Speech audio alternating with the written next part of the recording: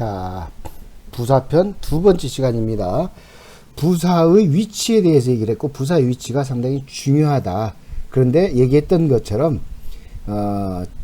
그 글을 쓴 사람의 의도를 정확히 모른다고 한다면 그 글을 읽는 사람은 그거를 제대로 이해할 수 없으므로 이 어순에 있어서 특별하게 강조되어지는 내용이 어떤 건지는 우리가 파악할 수 없으니까 그런 부분에 있어서의 쉽게 말해서 부사의 위치에 관한 문제점은 제공되지 않을 거고, 그렇다고 한다면 핵심적인 내용, 자 여기 봅시다.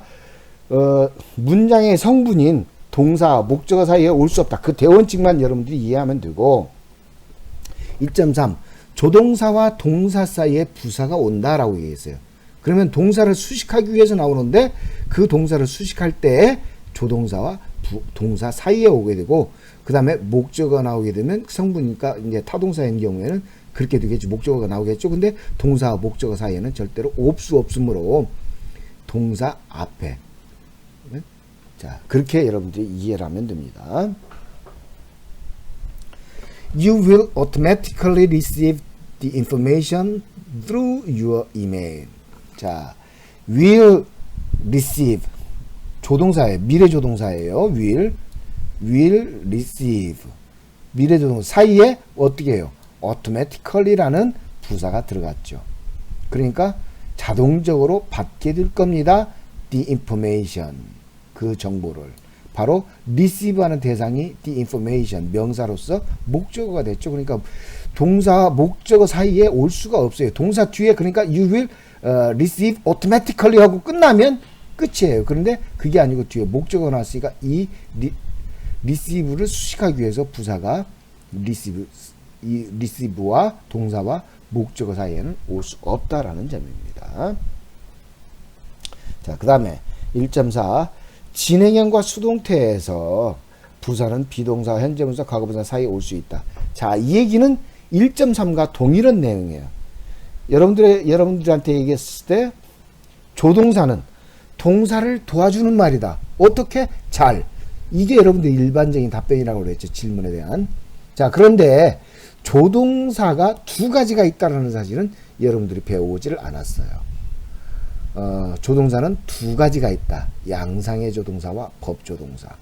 법조동사는 비동사와 해부동사만 법조동사라고 얘기를 하고, 이 법조동사는 하는 역할이 뭐냐면 바로 문장에서 시제나 태를 형성하는 말이다.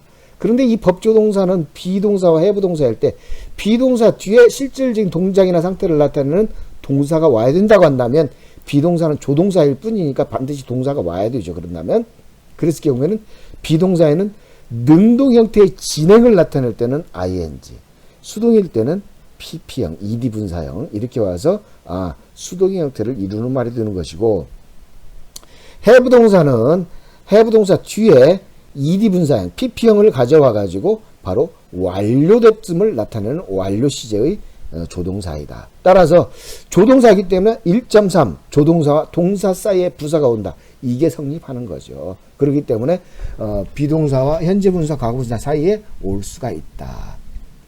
완료형도 마찬가지죠. 자, 그래서 Corinne is currently studying business at Jamna's University 이렇게 됐어요. 자, 그러니까 is currently studying 바로 ing 형태 진행형이죠. 현재 진행형이죠. 이 사이에 currently가 들어갈 수가 있다. Corinne is studying business at Jamna's University currently. 자, 이렇게 하게 되면 이것도 사실은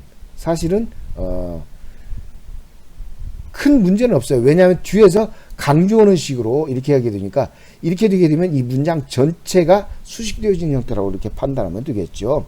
그래서 Corinne is studying business, 비즈니스를 공부하고 있는 중입니다. at Jamna's University. 최근에 이렇게 되는 거죠.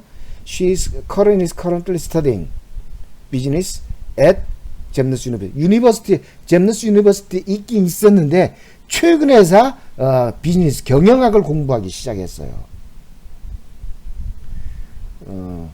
공부하고 있는 중인데 최근에 공부를 했습니다. 이렇게 되는 거고요. 근데 원칙적으로는 이렇게 쓰는 것이 원칙적으로 맞다라고 보는 거죠. 자, 그 다음에 비동사, 부사, 과거분사, 수동태 형태인 경우에 비동사 플러스 ed 분사 앞에 오는 경우 all the resume will be carefully reviewed. will be 미래 reviewed ed 분사 pp 하니까 carefully가 reviewed를 수식하는 형태. all the resume will be reviewed carefully. 아주 신중하게 검토되어질 겁니다.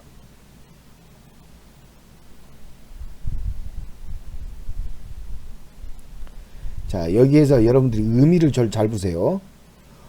1.3에는 온다라고 되어 있죠. 그런데 여기서는 뭐라고 되어 있어요? 올 수 있다라는 얘기예요. 즉 그 얘기는 뭐냐면 이 사이에 와도 좋고 밖으로 빼내도 문장의 맨 뒤에 와도 전체적인 문장에 영향을 미칠 수 있으므로 이거는 상관이 없다라는 얘기예요. 부사의 영향권과는 크게 상관이 없는 사항이다라는 얘기죠. 자, 그 다음에 동명사와 부정사를 꾸며주는 품사는 부사이다. 자, 동명사를 꾸며주는 말 그럴까요? 동명사는 명사이기 때문에 명사를 꾸며준다면 형용사가 와야 되죠. 자, 그런데 여기 지금 부사라고 얘기를 했어요. 이건 좀 의미가 좀 다르겠죠. 부정사를 꾸며준다. 즉 부정사의 형용사적 용법과 부사적 용법일 때는 그거를 수식할 수 있는 것이 부사일 수가 있겠죠. Mr. Wang increased productivity by efficiently managing employees. 자, by 전치사가 나왔으니까 전치사 다음에는 바로 명사가 나와야 되겠죠. 자, 그래서 managing efficiently 하고 managing을. 자, 이때는 동명사임에도 불구하고 동사적 성격이 강하다라고 이렇게 판단하면 되겠죠. managing employees를 효과적인 노동자들 관리에 의해서 생산성을 향상시켰습니다. 이렇게 되는 거죠. 이거는 좀 여러분들이 고려해야 될 부분일 것 같아요. 자, 그 다음에 그 밑에 문장을 보면 It is important to thoroughly review all the terms of the contract. 자, 보니까 important 자, 가짜 주어라고 그랬죠. important 형용사 앞에서 그 형용사 보호로 쓰일 때 나왔던 그런 형태의 문장이에요. 근데 가주어가 나왔으면 진주어가 나와야 되죠. 진주어는 뭡니까? 바로 to 부정사예요. to 플러스 review. 그러면 이 to가 전치사가 아니니까 review 동사 앞에 뭐가 올 수 있어요? thoroughly가 왔어요. 완전이라는 부사가 왔어요. 근데 이것을 여러분들이 생각해야 될 것은 우리가 이런 형태를 뭐라고 하냐면 분리 부정사 이렇게 얘기를 해요. 근데 이 분리 부정사라는 것은 그 to 속에 들어있는 동사의 원형에 그 동작만을 수식하기 위해서 바로 부사가 to와 동사 사이에 들어간 거죠. 자, 그런데 원칙은 뭐냐면 to 부정사의 to 플러스 동사 사이에는 어떤 것도 들어갈 수가 없다가 원칙이에요. 이것이 90년대까지예요. 즉 90년대까지는 분리 부정사라는 개념이 없었는데 우리나라에서는 90년대 이전에 이거를 이미 쓰고 있었고 일본에서 이걸 집어넣었던 것 같아요. 그러나 정통 영국식 영문법은 90년대 후반부터 이거를 인정하기 시작했습니다. 즉 to 플러스 동사의 원형인 to 부정사 사이에는 to 속에 들어있는 동사의 원형을 수식하기 위한 부사가 올 수 없다. 즉 밖에서 수식해야 된다라고 얘기했는데 문장의 의미가 아주 미세하지만 의미 차이가 나타날 수 있는 부분이 있기 때문에 그 동작만을 수식하려고 한다면 to와 동사의 원형 사이에 to 부정사 사이에 들어갈 수 있다라고 이렇게 되는 거죠. 그래서 리뷰하는데 어떻게 리뷰해요? thoroughly review. 완전히 검토하는 것. all the terms of the contract. 그 조약의 그 계약의 모든 조항들을 완전히 리뷰하는 것, 검토하는 것은 중요합니다. 이렇게 되는 거죠. 자, 그 다음에 비슷한 형태를 갖고 있지만 의미가 다른 부사 이게 나와 있죠. 이게 지금 여러분들이 부사에 있어서 굉장히 중요한 부분이에요. 이건 상당히 조금 난이도가 있는 부분이고, 여러분 어휘력과 관련돼 있어서 어휘와 관련된 문제들이 굉장히 많이 나오죠. 하다 보니까 이것은 부사이면서도 또한 어휘와 관련되어 있는 그런 유형의 것들입니다. 자, 비슷한 형태를 갖고 있지만 의미가 다른 부사. 자, 형용사에서 여러분들한테 형태는 비슷한데 그 의미가 다르게 쓰이는 그 형용사, 이게 상당히 난이도가 있는 어휘 문제라고 얘기를 했었죠. 자, 그래서 이 그 문장의 맞고 틀림을 얘기할 때 제대로 된 형용사가 쓰였느냐가 중요한 것처럼 여기도 마찬가지예요. 이 부사도 마찬가지니까 이거 여러분들이 정리를 해놔야 돼요, 반드시. 따라서 지금 7주차 과제도 2.1 이 전체를 여러분들이 정리를 해서 하는데, 예를 들어서 지금 이걸 한번 보겠습니다.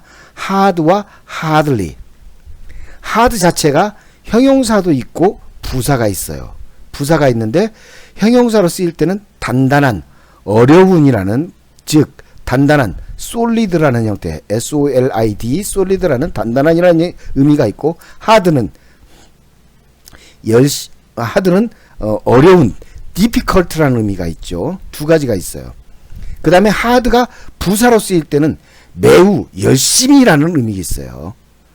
그런데 부사가 있음에도 불구하고 또 hardly라는 hard에 ly가 붙은 형태가 되는데, 이것도 부사인데 이때는 이 hardly는 전혀 다른 의미로 쓰이죠. 어떻게? 빈도부사에서 거의 뭐뭐 하지 않는이라는 부정적 의미를 갖는 부사가 되는 겁니다. 그래서 여러분들이 정리할 땐 hard 형용사로 쓰이고 부사로 쓰인다는 거 지금 그렇게 나눠서 정리하고, hardly는 부사로 쓰일 때 그렇게 되고, 부사 또 다른 부사인 ly가 붙었을 때는 빈도의 부사, 부정의 빈도의 부사, 이렇게 표현해서 여러분들이 이것을 정리해 놓으면 이것이 굉장히 중요한 의미를 갖게 될 거예요. 자, 한 단어가 형용사, 부사의 의미를 모두 가지는 경우, 바로 이 부분들이 이렇게 돼 있어요. 이 부분들이 돼 있으니까 이것이 형용사일 때와 부사일 때 같은 의미를 갖느냐? 달라요. 다르니까 형용사로 쓰일 때와 부사로 쓰일 때 그 의미, 다른 의미를 여러분들이 파악하기 위해서라도 이것들을 구별해서 형용사는 어떻고 부사는 어떻고 라는 그런 표현을 여러분들이 정리를 반드시 해 두십시오. 이거 부사편에서는 굉장히 중요한 내용이에요.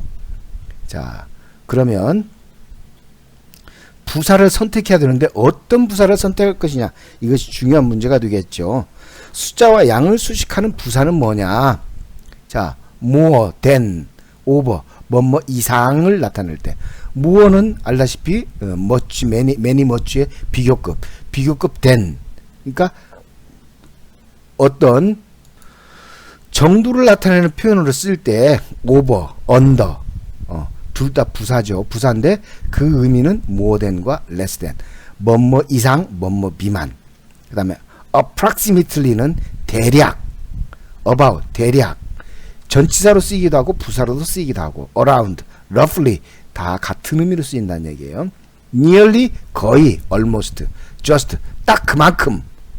그 다음에 only는 얘기했던 것처럼 앞에서 형용사 편에서 only가 부사로도 쓰이고 형용사로 쓰인다라고 얘기를 했어요. 형용사로 쓰일 때는 명사 앞에, 부사로 쓰일 때는 수식하고자 하는 동사, 부사 앞에 오도록 되어 있다. 그리고 강조하기 위해서는 맨 끝에 올 수도 있다라고 얘기했어요. up to, 어디까지니까 거기까지가 맥시멈이에요. 그러니까 최대한이라는 표현이 쓰이는 것이고, at least는 최소한, 적어도라는 개념이 되죠. 그다음에 they offer up to 30% discount. 그들은 최대한 30%의 할인을 제시합니다. 그러니까 최대치가 30%예요. 그 다음에 only 10 employees. 자, 여기서도 only 10 employees. 10 employees 했으니까 명사를 수식하기 위한 형용사라고 얘기를 할 수도 있겠죠. 근데 이 문장의 맨 앞에 오게 될 경우에는 문장 전체를 꾸미는 말도 되고, 10이 수사로 판단한다면 수사 형용사를 수식하는 말이다. 열이라는 숫자를 강조하기 위해서. 그래서 10명의 노동자만이 attended the party. 그 파티에 참석했습니다. 이렇게 되는 거죠. 3.2 관사형용사 플러스 명사 형태의 명사구 앞에 위치하여 명사구로 수식하는 부사. 자, 관사형용사 플러스 명사구를 수식한다.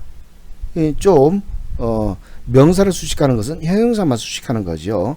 앞에서 동명사를 수식하는 부사, 이것도 지금 여러분들한테 애매한 표현을 썼는데 이 부분은 문법적으로 논란이 있는 부분이니까 여러분들이 이런 것이 있다라고만 이해하고 넘어가면 될 것 같아요. formerly 전에, previously 이전에, 뭐뭐 이전에 하고 바로 그 이전 시점을 나타내는 시간 명사가 나올 수 있겠죠. once 한때, 언제, 한번. 그러니까 once upon a time 이런 표현이 나오죠. originally 원래, clearly 명확히, arguably 이것은 아마 논점이 있는 이와 같은 표현이죠. mainly 주로, largely 대부분 이와 같은 의미로 쓰일 때 이 명사구 앞에 올 수 있다. 관사형용사 명사에서 명사구 앞에 올 수 있다. 그 다음에 3.3 well. 자,